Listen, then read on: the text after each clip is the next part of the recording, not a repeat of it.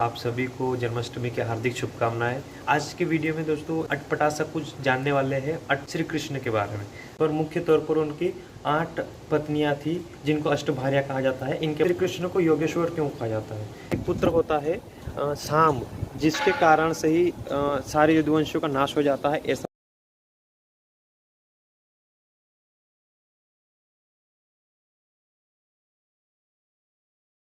Hello दोस्तों, आज के नए ब्लॉग में आज जन्माष्टमी है तो आप सभी को जन्माष्टमी की हार्दिक शुभकामनाएं। और आज के वीडियो में दोस्तों एक हम अटपटा सा कुछ जानने वाले हैं। अटपटा सा नहीं, बहुत अच्छी चीज़ें जानने वाले हैं श्री कृष्ण के बारे में।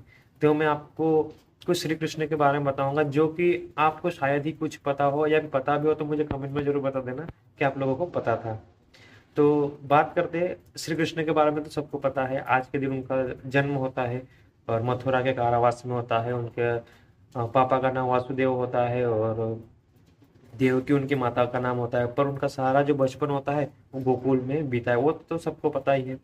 हम बात करते हैं जब वो बड़े हो जाते हैं, है ना, महाभारत काल में, या फिर उनसे कुछ विशेष जुड़ी बातें आज हम डिस्कस करते हैं। आप सबको पता ही होगा कि श्री कृष्ण की 16,108 रानियां हैं, ऐसा कहा जाता है। हालांकि ये बात सच भी है, पर मुख्य तौर पर उनकी 8 पत्नियां थी जिनको अष्टभार्या कहा जाता है। इनके बारे में भी मैं आगे बताऊंगा। पहले हम बात करते हैं एक 16,108 रानियां, ये कब विवाह हुआ, कैसे हुआ, इनके बारे में जान लेते हैं। एक कहानी के अनुसार नरकासुर नामक एक राक्षस रहता है जो कि 16,100 राजकुमारी को कैद कर लेता है, उनको बंदी बना लेता है। तब नरकासुर का वध श्री कृष्ण के हाथों होता है और उसके बाद समाज में उन लड़कियों को ठुकरा दिया था। तो इसी के लिए श्री कृष्ण ने उन 16,100 राजकुमारियों से विवाह कर लिया था। और जो अष्टभार्या है वो अलग प्रमुख इनकी पत्नियां थी। इन सबको मिलाकर 16,108 रानियां कही जाती है। इसके बाद आगे बात करें तो उनके बचपन की लीला ये सबको पता है, हम सब ने देख ही लिया है। उनका गोवर्धन पहाड़ को उठाना और कालिया नाग को मारना। हालांकि इनके बारे में आपको थोड़ी सी जानकारी और बता दूं कि जो गोवर्धन पहाड़ को उन्होंने जो उठाते हैं वो श्री कृष्ण भगवान का एक रूप माना जाता है। साथ में हम कालिया नाग की बात करें तो कालिंदी जो नदी है, यमुना नदी का ही दूसरा नाम है कालिंदी, और जो कि कृष्ण की एक पत्नी के रूप में माना जाता है उनको। आगे मैं बताऊंगा। बात करते श्री कृष्ण को योगेश्वर क्यों कहा जाता है? योगेश्वर इसलिए कहा जाता है क्योंकि जब उनका जन्म होने वाला था तो देवकी को पहले से ही योग के माध्यम से उनको आभास हो गया था कि उनके गर्भ से भगवान अवतार लेने वाले, इसलिए उनको योगेश्वर भी कहा जाता है। अब बात करते हैं अष्टभार्या की, मतलब श्री कृष्ण की जो 8 पत्नियां थी उनके बारे में बात कर लेते हैं। सबसे पहली प्रमुख उनकी पत्नी है रुक्मणी। कृष्ण की पहली पत्नी के रूप में उनको माना जाता है। विदर्भ राज्य की भीष्मक की पुत्री थी। कहा जाता है कि रुक्मणी ने श्री कृष्ण को पहले अपना पति स्वीकार कर लिया था, मान लिया था। पर उनका जो भाई था रुक्मी, वो उसका विवाह जबरदस्ती शिशुपाल से तय कर देता है। तो रुक्मणी श्री कृष्ण को पत्र लिखती है, मदद मांगती है। फिर श्री कृष्ण उनको रुक्मी को मारकर वध कर कर पराजित करके उनके साथ विवाह करते हैं। श्री कृष्ण की दूसरी पत्नी के बारे में, जिसका नाम है सत्यभामा। यह नारायणी का अवतार है, लक्ष्मी माता का अवतार माना जाता है इसको। यह सत्राजित की पुत्री थी और माना जाता है पुराणों के अनुसार कि शमंतक नामक एक मणि है, उसकी प्राप्ति के लिए श्री कृष्ण से विवाह करते हैं। और ये बहुत ही साहसी मानी जाती है और नरकासुर का वध भी इन्होंने ही किया था। अब आप लोग ये कहोगे कि नरकासुर का वध तो श्री कृष्ण ने कहा था, नरकासुर का वध तो श्री कृष्ण ने करा था 16,100 राजकुमारियों को बचाने के लिए। हाँ, पर माना जाता है कि सत्यभामा है, ये उस राक्षस को मारने के लिए अहम भूमिका निभाई थी, उनका साथ दिया था, ऐसा माना जाता है। इसलिए इनको नरकासुर का वध करने का श्रेय भी इनको थोड़ा बहुत जाता है। अब बात करते हैं कृष्ण भगवान की तीसरी पत्नी के बारे में, जिसका नाम है जामवंती। जामवंती नाम से आपको याद आ रहा होगा, रामायण काल में जामवंत थे, उनकी पुत्री का नाम रहता है जामवंती। और ये श्री कृष्ण की तीसरी पत्नी होती है। इनका विवाह तब होता है जब श्री कृष्ण स्यमंतक मणि की खोज में जामवंत से युद्ध करते हैं, उनको पराजित करते हैं। उनके बाद जामवंती का विवाह श्री कृष्ण से होता है। दोस्तों, आज जन्माष्टमी है तो सोचा थोड़ा हट के कुछ किया जाए, क्योंकि आज बारिश भी हो रही है बहुत सारे, आप देख सकते हो मैं छत पे खड़ा हूँ और क्योंकि बारिश हो रही है तो मैं दूसरी जगह व्लॉग बना नहीं सकता, तो सोचा क्यों नहीं जन्माष्टमी है तो श्री कृष्ण के बारे में कुछ नई चीज़ें जान ले, इसलिए मैं कुछ उनके बारे में बता रहा था। हालांकि मैंने भी थोड़ा बहुत सर्च किया था, थोड़ा कुछ पता था, और फिर याद आया कि कुछ बना दिया जाए, आपको पता चल जाएगा और मुझे भी मज़ा आ जाएगा, मेरा भी एक ब्लॉग बन जाएगा। तो बात करते हैं हम श्री कृष्ण की चौथी पत्नी का नाम क्या है और उनके बारे में थोड़ा सा जानते हैं। तो उनकी चौथी पत्नी का नाम है कालिंदी। कालिंदी यमुना को भी कहा जाता है, और यमुना नदी श्री कृष्ण को अपने पति के रूप में मान चुकी थी और उसी के लिए वो तपस्या कर रही थी, और माना जाता है कि यमुना तट पे ही उन दोनों की शादी हुई थी। पांचवी पत्नी के बारे में बात करते हैं। उनकी पांचवी पत्नी का नाम है मित्रवंदा, जो कि विंद और अनुविंद की बहन थी, और ये अवंती के राजा थे।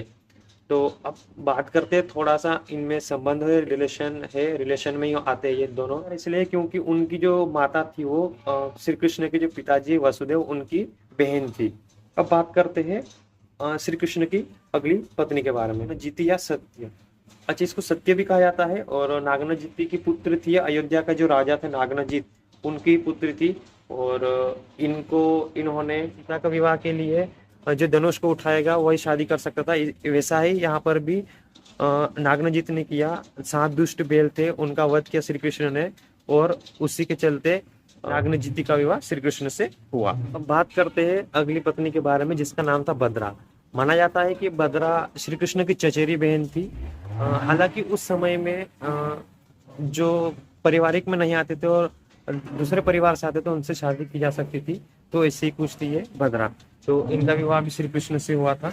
भद्रा का परिवार से श्री कृष्ण से आग्रह करने पर उनका उसके साथ विवाह हुआ था। इसके बाद लास्ट उनकी 8वीं पत्नी के बारे में बात किया जाए। लक्ष्मणा को मद्र राजकुमारी भी कहा जाता है। माना जाता है कि मद्र देश की राजा की पुत्री थी ये। इसका भी विवाह स्वयंवर में हुआ था। गुण देखकर उनकी सुंदरता देखकर ऐसा कुछ कथाओं में लिखा गया है। हालांकि ये कितना सच है कितना गलत है ये तो मुझे भी नहीं पता, पर मुझे जितनी जानकारी थी मैंने आपको बता दिया। ये तो हो गई उनकी पत्नियों के बारे में, अष्टभार्या के बारे में बात हो गई। यदुवंशियों का विनाश की बात की जाए तो उनमें श्री कृष्ण और जामवंती का एक पुत्र होता है साम, जिसके कारण से ही सारे यदुवंशियों का नाश हो जाता है, ऐसा पुराणों में लिखा गया है।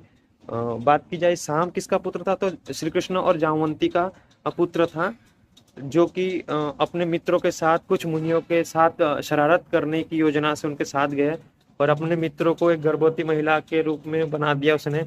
और वहां जाकर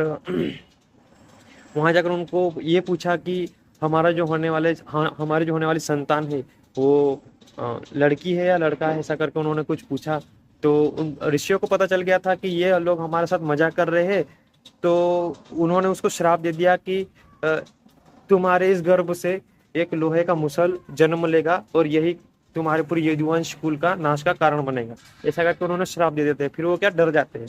उसके बाद उस मुसल को साम और उसके साथियों ने मिलकर चूर चूर करके समुद्र में फेंक देते हैं, पर कुछ टुकड़े उसके समुद्र के किनारे भी गिर जाते हैं। एक समय बाद एक क्षेत्र है जिसको आज के समय में सोमनाथ कहा जाता है, वहां पर कुछ समय बाद धीरे धीरे जो यदुवंशी थे आपस में लड़ना स्टार्ट हो गया था उनका, और जो समुद्र किनारे कुछ मुसल के टुकड़े पड़े हुए थे उनसे हथियार बने, और उन्हीं से सभी यदुवंशियों का नाश हो गया था। श्री कृष्ण एक बार जंगल में ध्यान में बैठे हुए थे, तो जर नाम का एक शिकारी होता है, जो कि माना जाता है कि रामायण काल में बाली था, जिन्होंने कहा था कि तुम्हारी मृत्यु ऐसे ही होगी। तो ऐसे ही होती है उनकी मृत्यु भी, ध्यान में बैठे हुए रहते हैं। और जर नाम का एक शिकारी होता है, जो कि हिरण समझकर श्री कृष्ण के पैर को उंगली पर तीर मार देता है, और जो तीर बनी हुई रहती है वो उसी मुसल की बनी होती है, जो कि सांप ने चूर चूर करके समुद्र में फेंक दिया था, जिसे एक मछली ने खा लिया था। तो ऐसा माना जाता है। तो ऐसा था कुछ श्री कृष्ण के बारे में कुछ हमने जानकारी देखी, और यही कारण था कि उनको देह भी त्यागना था। तो कुछ इस प्रकार से कृष्ण भगवान ने अपने देह को त्यागा, ऐसा मान सकते हैं हम। तो कुछ कथाएं हैं जिन पर हम विश्वास भी कर सकते हैं, नहीं भी कर सकते, वो अपने अपनी सोच पे डिपेंड करता है। पर श्री कृष्ण के बारे में कुछ जानकारी थी जो शायद आपको पता हो या नहीं हो, मैंने आपको बता दिया। और कमेंट में जरूर बताना आपको कैसी लगी ये जानकारी। कितना सच है कितना गलत है ये तो मुझे भी नहीं पता, पर मुझे जितनी जानकारी थी मैंने आपको बता दिया। तो आई होप कि आपका व्लॉग, आज का व्लॉग आपको बहुत अच्छा लगा होगा। श्री कृष्ण के बारे में कुछ जानने को मिला होगा, और मुझे भी बताने में मजा आया। आप लोगों को कैसा लगा बताना, और आपको इस जानकारी में से आपको क्या क्या पता था ये मुझे कमेंट में जरूर बताना। और कुछ क्वेश्चन आपके मन में जरूर उठ रहे होंगे तो कमेंट में जरूर बताना, मैं नेक्स्ट व्लॉग में शायद आपको बताने की कोशिश करूंगा।